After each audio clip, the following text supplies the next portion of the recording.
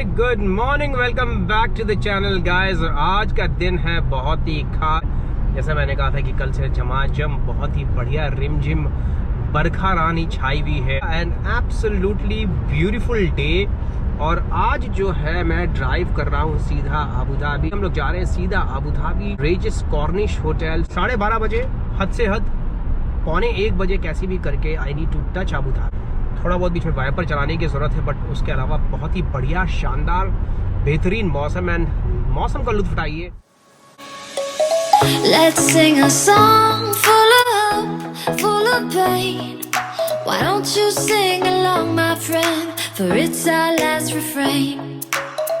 Forever young, ever strong, ever brave. Memories like this never end. No, they don't fade away. So when I'm gone, oh, when I'm gone, I'll be. Dubai Marina was the first project where anyone could buy a piece of land or a property, and the properties are cheaper than in Mumbai. Here, being an expat, being a foreigner, anyone can buy a piece of property, and look at the properties is absolutely amazing on the water. The way you park your car under your tower, likewise you can park your private boat and yacht right next to your tower in Dubai Marina.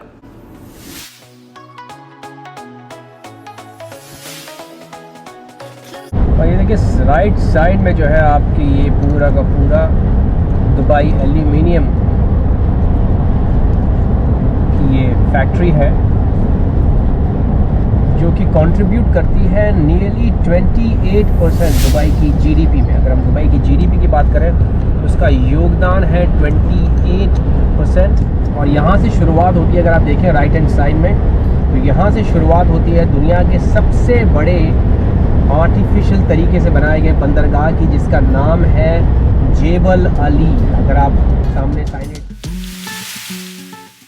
Sign board देखें तो आपको नज़र आएगा जेबल अली लिखा हुआ है, और ये नाम है यहाँ के बंदरगाह का। इसकी नींव रखी गई थी शेख राशिद ने, जब दुबई के राजा थे शेख राशिद, उन्होंने नींव रखी जेबल अली बंदरगाह की।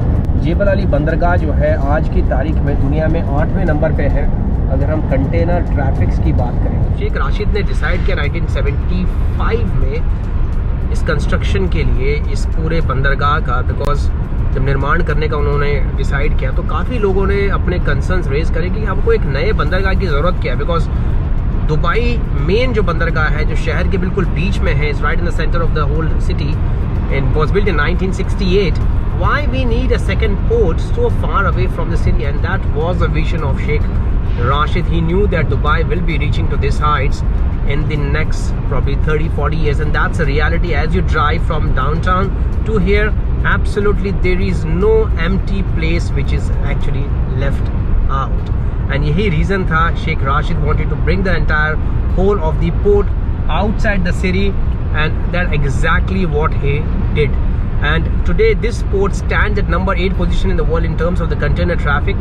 It handles roughly 11.5 million container units guys every single year. मतलब अगर आप 11.5 million मतलब कि 1,15,00,000 containers every year, which means literally 1200 containers per hour this particular port actually settles and इसकी बिल्कुल पोर्ट के पैरेलल इन्होंने एक फ्री जोन क्रिएट किया जिसका नाम है जेबल अली फ्री जोन, विच हाउसेज रफली 7,500 multinational companies from around the world. And this companies they have got the regional headquarters of middle east, north Africa based over here. तो जितनी भी कंपनियां नजर आ रही हैं आपको राइट में, ये सारी की सारी 7,500 मल्टीनेशनल कंपनीज में से एक है। और ये सारा का सारा रॉ मटेरियल जो है पोर्ट से आता है, अंदर फैक्ट्रीज मौजूद हैं, फैक्ट्रीज के अंदर बेसिकली रीपैकेज होता है, रीप्रोड्यूस माल चला जाता है ऑल ओवर वर्ल्ड पूरा फिनिश होके। तो यहाँ से middle east and north Africa की जो पूरी इन्वेंट्री है वो यहाँ से इस फ्री जोन से जो है वो कंट्रोल होती है। तो 1985 में फ्री जोन की नींव रखी गई थी। कच्चा माल जो है मूव करता है पोर्ट से फ्री जोन के अंदर, repackaging units, reprocessing unit, food processing units, cold storage, assembling plants, हर चीज़, हर इंडस्ट्री जो आप सोच सकते हैं, 7,500 कंपनियां यहाँ मौजूद हैं जो उस इंडस्ट्री को देखती है या उस इंडस्ट्री में पार्टिसिपेट करती है। और ये पूरा का पूरा जो है बिल्कुल पोर्ट के बिल्कुल पैरेलल इन्होंने क्रिएट किया है फ्री जोन। और इसका नाम है Jebel Ali free zone authority. Turnover कितना है इस फ्री जोन का? $80 बिलियन, $80 बिलियन प्लस। $1 बिलियन जो है दोस्तों वो तकरीबन 7,000 करोड़ का है। तो आप गुना करें 80 से, 5,60,000 करोड़ सालाना इसका टर्नओवर है। 5,60,000 crore is the turnover of this particular free zone. So it's approximately $80 billion in terms of the dollars. $80 billion. Chevrolet देखें आप, Daimler Chrysler, all the automobiles, and the best part is the containers are not moving on this road. This वाली जो road है इस पे containers move नहीं करते. They have separate routes only for the aviation city, which is gonna be the biggest aviation city on this planet, guys. मतलब ये 140 square kilometre में फैली हुई है सिटी, और इस सिटी के अंदर बहुत सारी अलग अलग सिटीज हैं। सो इसके अंदर आ रही है लॉजिस्टिक सिटी, इसके अंदर आ रही है रेजिडेंशियल सिटी, इसके अंदर आ रही है गोल्फ सिटी, इसके अंदर आ रही है लेजर सिटी, और ये सारा का सारा हिस्सा है उस वन ऑफ दी आने वाले समय में वर्ल्ड की सबसे बड़ी एविएशन सिटी का, जिसका नाम रखा गया है दुबई वर्ल्ड सेंट्रल, और सिटी ऑफ दी मखतूम, और Al Maktoum city, Madinat Al Maktoum. Dubai World Central is the name of the entire project. उसका 3 लेटर कोड जो है एयरपोर्ट का वो है DWC, जैसे DXB पुराने दुबई का है, इसका है DWC, Dubai World central. Bombay का या मुंबई का है MUM, दिल्ली का है DEL, तो वैसे इसका है DWC, क्योंकि ये जो प्रोजेक्ट है एविएशन सिटी, ये दुबई को सेंटर ऑफ द वर्ल्ड में लाके खड़ा कर दिया। तो ये पूरी प्लानिंग है लीडरशिप की कि ये सिटी से बिल्कुल बाहर लेके आए एयरपोर्ट, और ये एयरपोर्ट जो है बिल्कुल पोर्ट जो है राइट हैंड साइड में है, एयरपोर्ट मेरे लेफ्ट साइड में है, और ये हाईवे जा रहा है बिल्कुल अबू धाबी की तरफ। तो हम लोग जो है तकरीबन 3 किलोमीटर दूर समुद्र से जो है पैरेलल ड्राइव कर रहे हैं। तो ये जो पूरा का पूरा जो ये प्रोजेक्ट है एविएशन सिटी का, DWC का, ये 2010 में पहला first stage actually was kicked off in 2010. They have, I think, done already the 3rd or the 4th stage. This project also has the logistics city, which is gonna be the biggest logistics hubs in the world in the coming future. They are creating a corridor between the seaport and the airport. एक corridor बनाया जा रहा है, and so all the cargo doesn't have to go through the entire procedures again. So the cargos won't be rescanned again. The cargo will be, once it's done for formality for the scanning and documentation from one side, either at the port or at the airport or the seaport, it doesn't have to go through the entire formalities. तो वो सारी की सारी जो है, they want to reduce that time duration. Currently all the cargos in the world between seaport and airport takes nearly approximately 5 to 6 hours. They want to reduce this time to maximum 30 to 40 minutes, literally. Can you imagine that? So UPS, DHL, FedEx, they have moved their entire logistics operations over here in this whole city. ये है पूरा laser city, जिसका नाम है Dubai park and resort. $7 billion, तकरीबन 50,000 करोड़ की लागत से बनाया गया 3 साल के अंदर। It took entirely 3 years to complete this whole project from start to finish. And inside this project they have Bollywood Park, the first Bollywood park in the world. They have got Legoland, they have got entirely the Sony Motion Gate, बहुत सारे projects अंदर मौजूद हैं इसके, और ये पूरा project जो है ये महज 3 साल में कंप्लीट कर लिया गया। ये यहाँ पे बिल्कुल भी कुछ नहीं था, यहाँ पे absolutely there was nothing at all in this whole district, but they did this entire whole thing in just approximately 3 years time. Isn't it? That's incredible.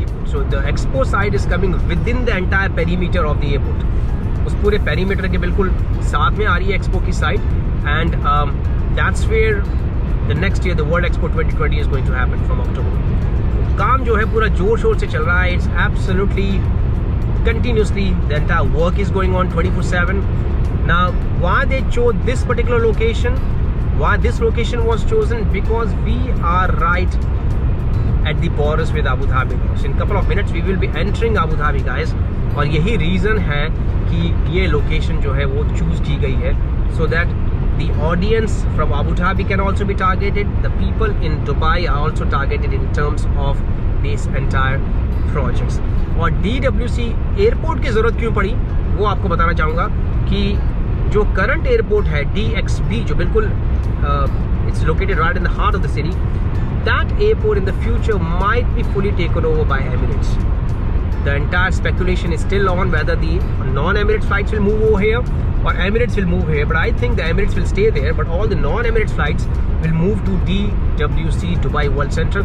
They are creating 5 parallel runway, guys, with simultaneous takeoff from all the 5 and landing from all the 5 simultaneously. So you can imagine what's gonna be the operation going to look like. All right, and so they are creating a new metro line. So how the people will move between the two airports, anyone transiting, they are creating a new metro line, a purple line, which is approximately 55 kilometers non-stop between the DXP and DWC.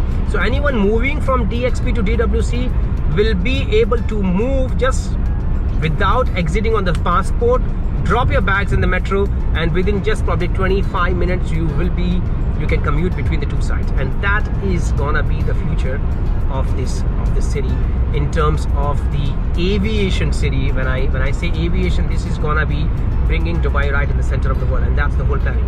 So the projection by the aviation expert is by 2025 this airport will handle approximately, earlier they had predicted this will handle 120 million passengers, but that bar has been raised much higher now. They say this airport, once fully operational by 2025, which is 6 years from now, will handle nothing less than 200 million passengers, guys. 200 million passengers this airport will handle by 2025. मतलब the existing airport is handling around 85 million passengers, which is 8 crore 50 lakh, और ये करेगा 20 million, मतलब कि 20 crore. This is the point where actually the Abu Dhabi starts. Can you see the trees? Can you see the change in the color of the road? Can you see the change in the color?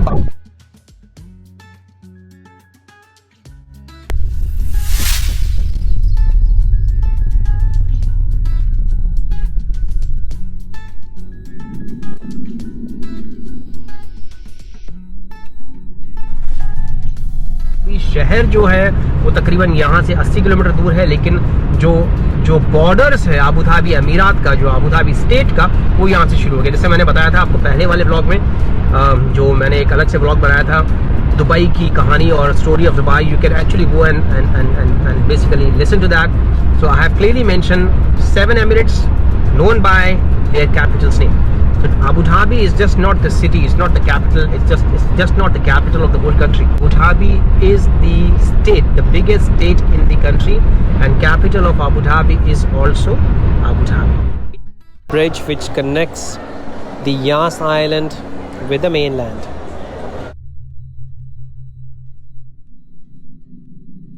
This is 5,700 hectares of the total land area of this entire island, और इसको create किया जा रहा है, इसको convert किया जा रहा है एक world class tourist destination. So almost $37 billion plus Abu Dhabi government is actually spending on this island alone, and that really shows the keenness of the Abu Dhabi government to actually diversify the investment portfolio. And that Yas Island, Saadiyat Island, these are pretty good example of this entire whole of the new efforts what Abu Dhabi government is trying to actually reduce the dependency from the hydrocarbons.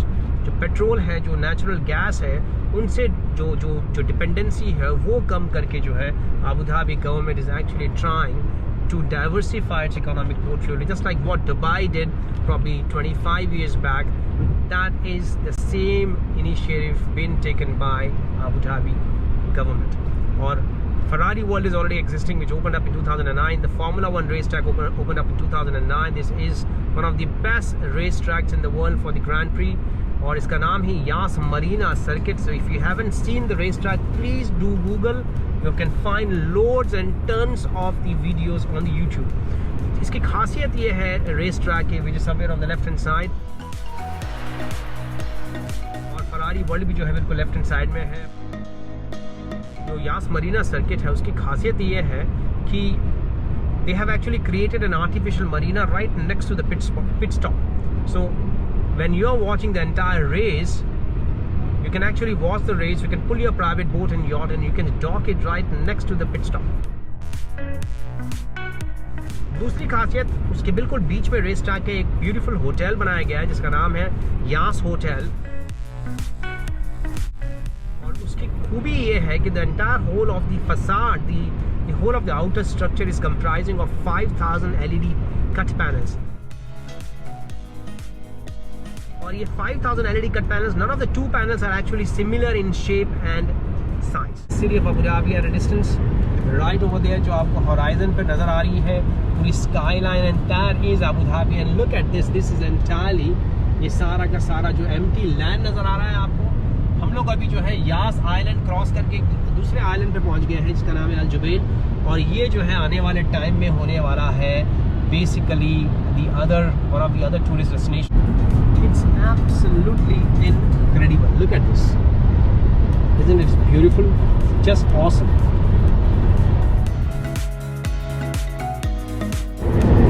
और जैसे ही हम लोग ये वाला bridge cross करेंगे हम लोग पहुंच जाएंगे सादिया आइलैंड, जैसा कि आप सामने बोर्ड देख सकते हैं।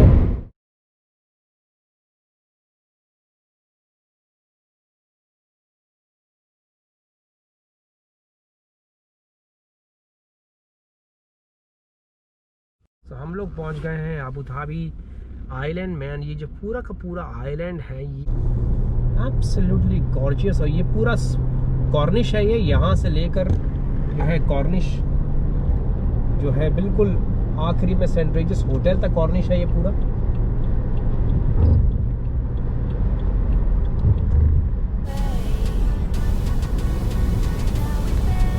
ये 8 किलोमीटर लंबा है ये कॉर्निश। राइट हैंड साइड में जो है जॉगिंग ट्रैक है, साइकिलिंग ट्रैक्स है, पेडेस्ट्रियन ट्रैक है। आराम से बैठ के आप बारबेक्यू कर सकते हैं, आप जो है मज़ा ले सकते हैं सारे के सारे एक्टिविटीज़। ये जो पूरा का पूरा आइलैंड है ये डिस्कवर किया गया, उसका नाम रखा गया अबू धाबी, बिकॉज अबू का मतलब होता है अरबी भाषा में फादर, जो बाबा मतलब अबू, एंड धाबी जो है गज़ल्स को कहा जाता है, बिकॉज यहाँ पे जो है हज़ारों की तादाद में जो हिरण है, हिरण की एक प्रजाति है गज़ल, वो यहाँ पे पाए जाते थे, और इसी से नाम पड़ा अबू धाबी, मतलब कि हिरणों का पिता, सिंपल शब्दों में। So father of the ghazal, Dhabi means ghazal in Arabic. Sheraton hotel नज़र आ रही है लेफ्ट साइड में, और खूबी ये है कि 1980s तक ये होटल जो है बिल्कुल बीच के ऊपर थी। आई मीन पानी जो है वो सामने तक, यहाँ तक लेफ्ट साइड तक पूरा पानी था, तो ये बाद में क्रिएट की गई रोड को to create more extra space, और होटल के पास जो बीच था वो हो गया गायब। So what exactly they have done is they have created this whole of the breakwater. ये पूरा का पूरा ये रिक्लेम बनाया गया है पूरा का पूरा ये जगह, और यहाँ जो है ये पूरे इन्होंने ये सारे डेवलपमेंट्स यहाँ पे किए। आप लेफ्ट साइड में देख सकते हैं अबू धाबी की सबसे ऊंची इमारत, इसका नाम है Abu Dhabi world trade centre. If the kingdom is overthrown, meet me at the cornerstone. I know that I can't be. कि वहीं पे रहेगा वो। This bond is solid gold. We're a diamond and an emerald. It took me Okay. forever to find. Sure, मैं वहाँ पे पहुँच के कॉल करता हूँ मैं, no worries. Okay, We'll be there to guide you in every way. Now we've been through the cold and darkest days. The summer's calling.